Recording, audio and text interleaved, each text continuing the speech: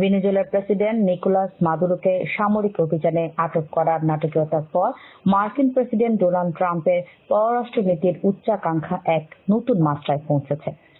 1823 সালে ঐতিহাসিক মনরো ডক্ট্রিনের আদলে তিনি নিজের নতুন দর্শন দ্বন্দ্ব ডক্ট্রিন ঘোষণা করেছেন, যার লক্ষ্য পশ্চিম গোলার্ধে যুক্তরাষ্ট্রের একক আধিপত্য নিশ্চিত করা।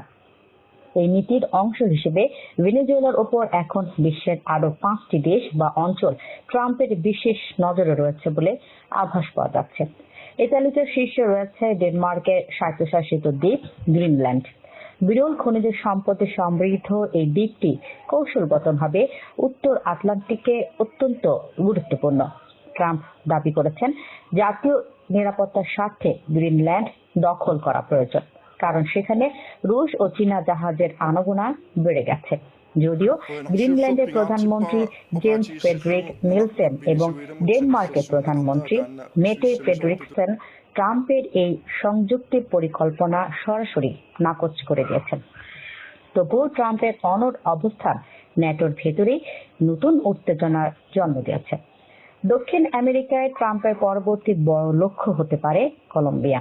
ভেনেজুয়েলার অভিযানের পরপরই ট্রাম্প কলম্বিয়ার বামপন্থী প্রেসিডেন্ট গুস্তাভো পেট্রোকে সতর্ক করে নিজের নিরাপত্তা নিয়ে ভাবতে বলেছেন। ট্রাম্পের অভিযোগ, পেট্রো একজন অসুস্থ মানুষ যিনি যুক্তরাষ্ট্রে মাদক পাচারের সহায়তা করছেন।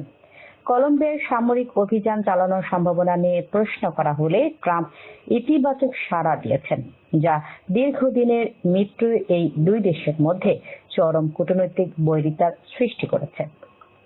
মধ্যপ্রাচ্যে ট্রাম্পের নিশানায় রয়েছে ইরান।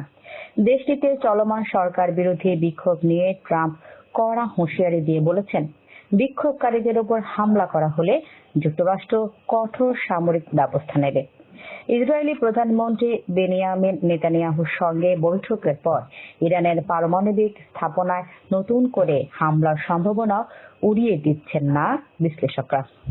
অন্যদিকে প্রতিবেশী দেশ মেক্সিকো সীমান্ত দিয়ে মাদক ও অভিবাসী প্রবাহ ঠেকাতে ট্রাম্প আরো কঠোর হওয়ার ইঙ্গিত দিয়েছেন। ক্ষমতায় ফিরেই তিনি মেক্সিকো উপসাগরের নাম পরিবর্তন করে আমেরিকা উপসাগর রাখার নির্বাহী আদেশে স্বাক্ষর করেছেন এবং কার্টেল দমনের সরাসরি সামরিক হস্তক্ষেপের সম্ভাবনা জাগিয়ে রেখেছেন। সবশেষে ট্রাম্পের নজর রয়েছে কিউবার ওপর। ভেনেজুয়েলার তেল সরবরাহের ওপর নির্ভরশীল এই দ্বীপ রাষ্ট্রটি বর্তমানে অর্থনৈতিকভাবে পতনের মুখে বলে দাবি করেছেন ট্রাম্প।